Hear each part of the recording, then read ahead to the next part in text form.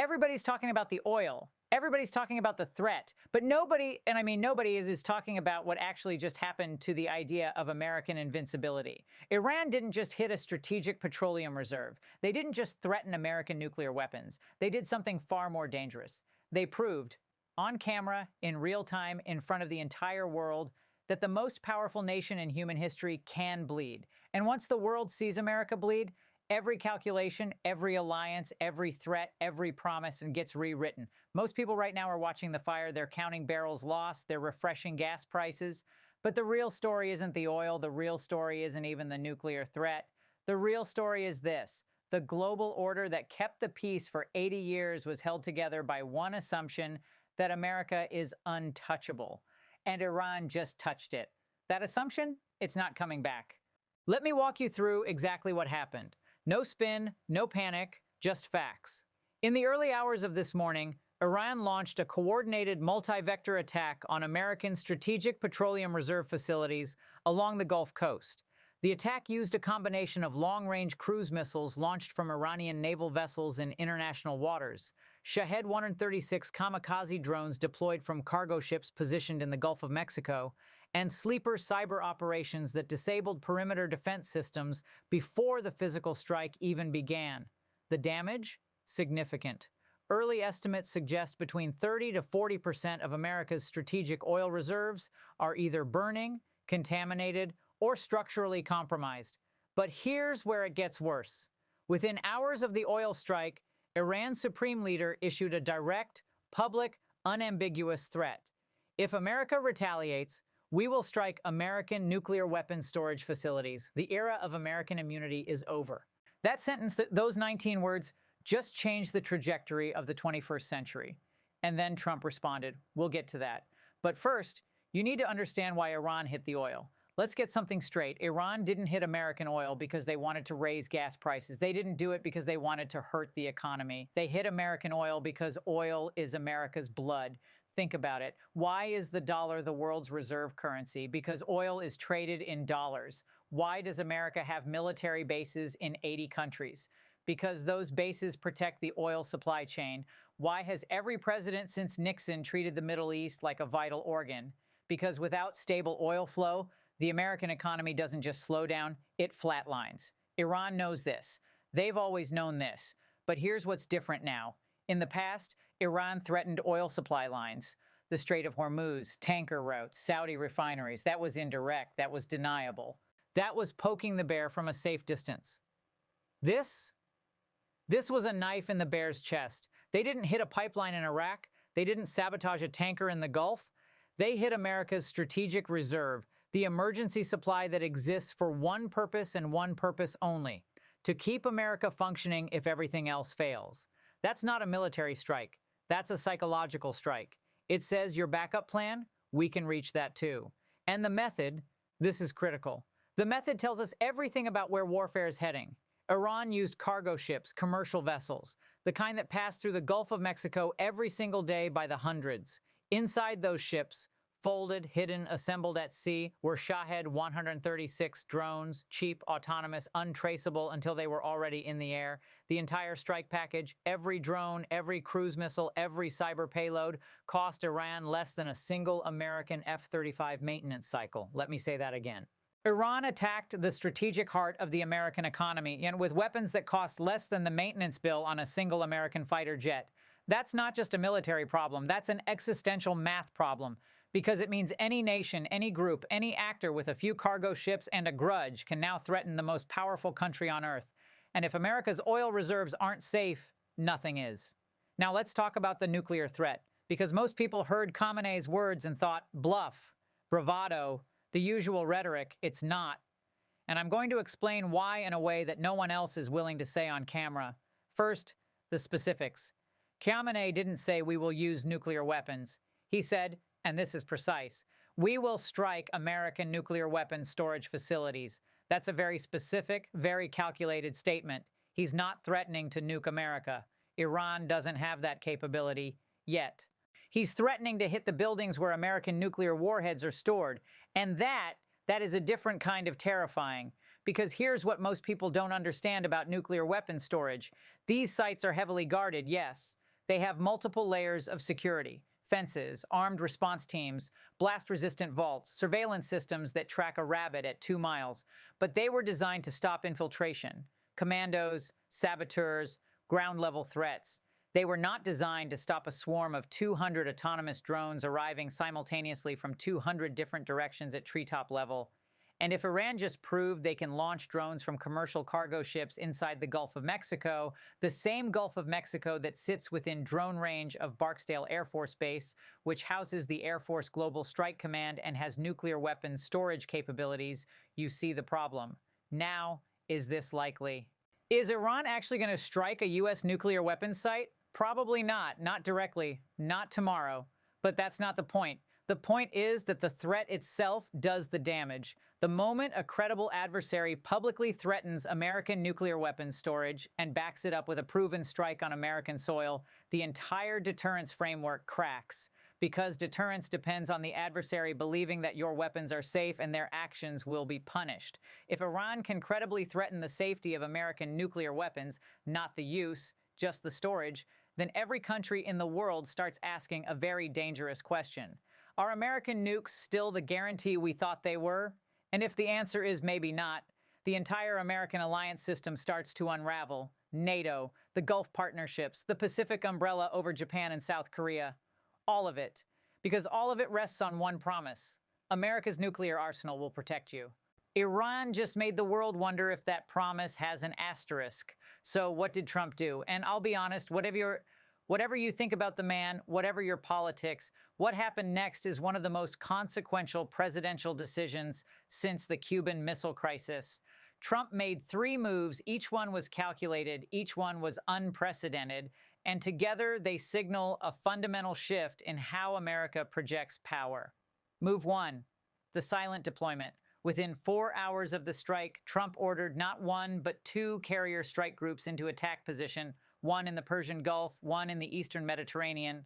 No press conference, no tweets, no announcement. The Pentagon simply moved, and the world noticed. Because when 2 American carrier groups go dark and reposition simultaneously, every intelligence agency on Earth starts sweating. Move 2, the call. Trump called Putin. Not publicly, not with cameras. A 47-minute unscheduled call on the secure line. Now, we don't know exactly what was said, but within 1 hour of that call, Russia issued a statement saying, and I'm quoting, "Russia does not support attacks on any nation's strategic energy reserves and urges all parties to exercise maximum restraint." Read that again. Russia, Iran's closest military ally, just publicly distanced itself from the strike. That wasn't diplomacy. That was Trump telling Putin, "Control your client or I hold you responsible." And Putin blinked. Move 3, the statement. Trump didn't rage. He didn't threaten to bomb Iran into oblivion. He didn't tweet in all caps. He walked to the podium, looked directly into the camera, and said 6 words.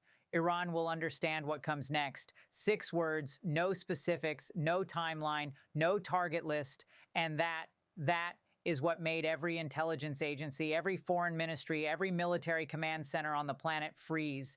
Because when America tells you exactly what it's going to do, you can prepare. When America says nothing specific, you can't prepare for anything, which means you have to prepare for everything. Trump weaponized ambiguity. And for the first time in this entire crisis, Iran went quiet. No follow-up statement from Khamenei, no IRGC press conference, no chest beating on state television, just silence. And in geopolitics, silence after a threat means one thing: they're recalculating. Okay, so now you have the facts. Let me give you the analysis that no one else is offering. There are 3 reasons this event changes everything. And I mean the structure of global power, not just today's headlines. Reason 1, the homeland myth is dead. For 80 years since Pearl Harbor, the continental United States has been considered untouchable. Yes, 9/11 happened, but that was treated as a terrorism event, an anomaly, a security failure, a one-time catastrophe that could be prevented with better screening and better intelligence. This is different. This wasn't terrorism. This was a nation-state, an actual country with a flag and a seat at the UN, conducting a military strike against American strategic infrastructure on American soil. That has not happened since 1941. And unlike Pearl Harbor, this wasn't done with a massive naval fleet that took months to assemble and could be tracked across the Pacific. This was done with commercial ships and cheap drones. which means it can be done again by Iran, by anyone. And every American who fills up their gas tank tomorrow morning will feel that truth. Even if they can't articulate it, the homeland isn't a fortress anymore, it's a target.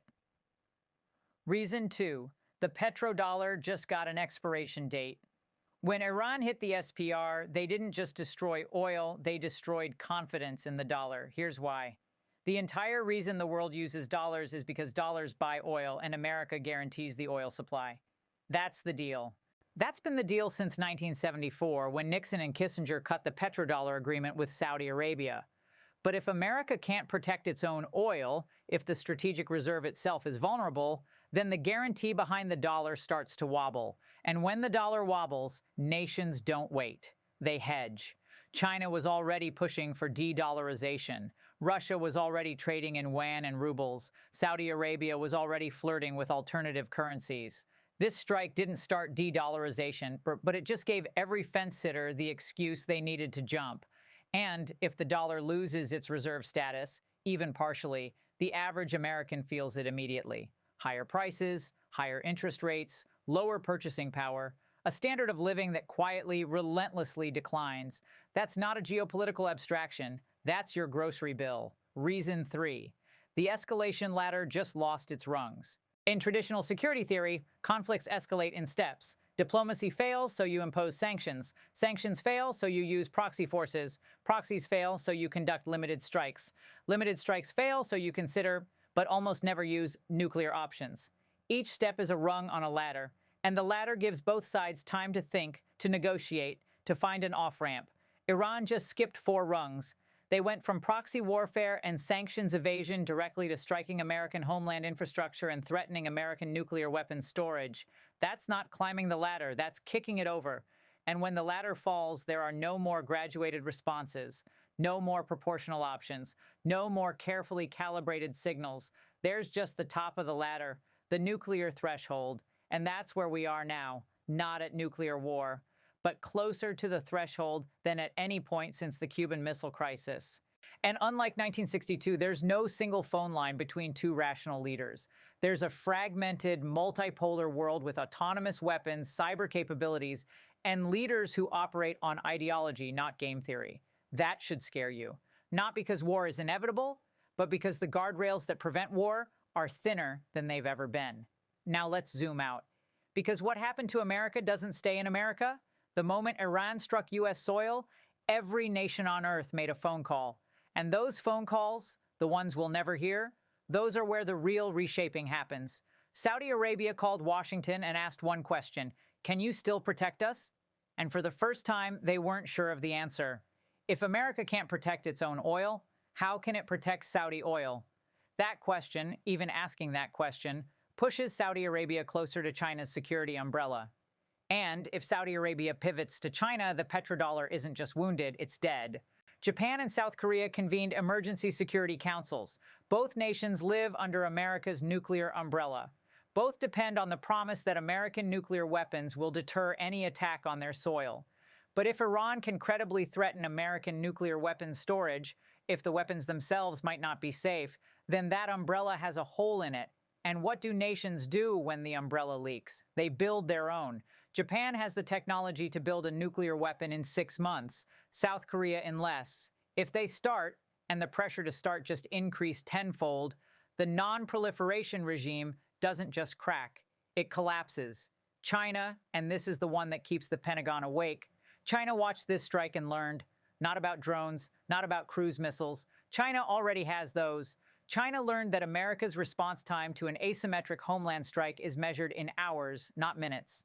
That the world's most expensive military, $886 billion a year, was penetrated by weapons that cost less than a suburban house. And if you're Xi Jinping and you're looking at Taiwan and you just watched Iran reach into America's backyard with cargo ships and kamikaze drones, the calculus on Taiwan just shifted, not toward invasion tomorrow, but toward the belief that America's deterrent is weaker than it looks. And in geopolitics, perception of weakness is weakness. Russia took notes too. Putin's statement of restraint wasn't moral concern. It was strategic positioning. Russia wants to be the mediator. the reasonable power that offers to broker peace while America and Iran bleed each other. Sound familiar? That's exactly what America did to the Soviet Union in regional conflicts for decades. Now the playbook is being used against us. Europe, NATO specifically, is in a full-blown identity crisis. Article 5, the Mutual Defense Clause, says an attack on one is an attack on all, but Iran didn't attack a NATO member's military. They attacked infrastructure with drones from cargo ships. Does Article 5 cover that? The lawyers aren't sure. The politicians aren't sure. And that uncertainty, that hesitation, is itself a victory for Iran, because the alliance only works if the response is automatic and unified. The moment you have to debate whether to respond, the alliance is already fractured, and Iran knows it. So let's bring it all together. Everyone is focused on the what. What was hit, what was threatened, what Trump said. But the real story, the one that will be studied in war colleges and history departments for the next century, is the why. Iran didn't hit American oil to destroy oil. They didn't threaten nuclear sites to start a nuclear war. They did it to destroy trust. Trust that America is invulnerable. Trust that the dollar is permanent. Trust that alliances are unbreakable. Trust that the rules-based order has a referee who can't be hit. The oil will be rebuilt. The reserves will be refilled. But trust, once broken, doesn't refill. It fragments, it scatters, it turns allies into hedgers, partners into competitors, and friends into nations quietly building their own nuclear weapons just in case. The deep take? Iran's strike wasn't aimed at a petroleum reserve, it was aimed at the idea of America, the idea that one nation can guarantee global stability, that one currency can underpin the world economy, that one military can protect everyone, everywhere, all the time. That idea was already under strain. From Afghanistan, from Iraq, from the 2008 financial crisis, from COVID, from political polarization. Iran didn't kill it, but they showed the world its vital signs when they're worse than anyone wanted to admit. And Trump? His response, the silent deployment, the Putin call, the 6-word statement, was brilliant in the short term, but it revealed something too. America's most powerful response wasn't a strike. It wasn't shock and awe. It was ambiguity. And when the most powerful nation on earth responds to an attack on its homeland with ambiguity instead of overwhelming force, the world notices. And the world starts making other plans. So where does this leave us? We are standing at a hinge point in history, not because of the fire at the petroleum reserve, not because of Khamenei's threat, not even because of Trump's response, but because the architecture, the invisible framework of trust, deterrence, and assumed safety that held the world together since 1945 just developed a crack that runs all the way to the foundation.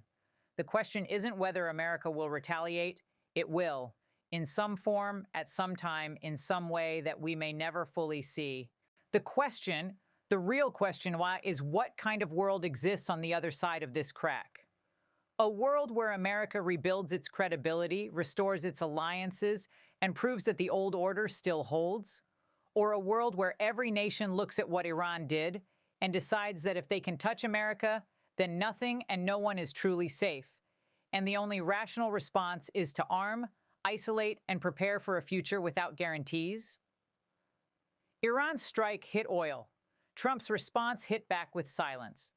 But the real damage, the damage no missile defense can stop, landed in the minds of 8 billion people who just watched the myth of American invincibility catch fire on live television. Watch the oil, watch the markets, watch the diplomats, but most of all, watch the trust, because that's what's really burning. And no one has figured out how to put that fire out. Thanks for watching, and don't look away.